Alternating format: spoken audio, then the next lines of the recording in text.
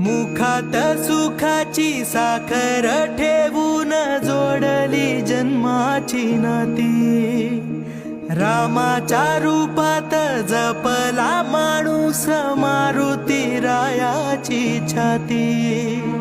वाघाची लिलानी कपाळी टिळा तू जेड अंधारासाठी, भनक भीतीची नवती भवती आभाळ रे माझ्या पाठी।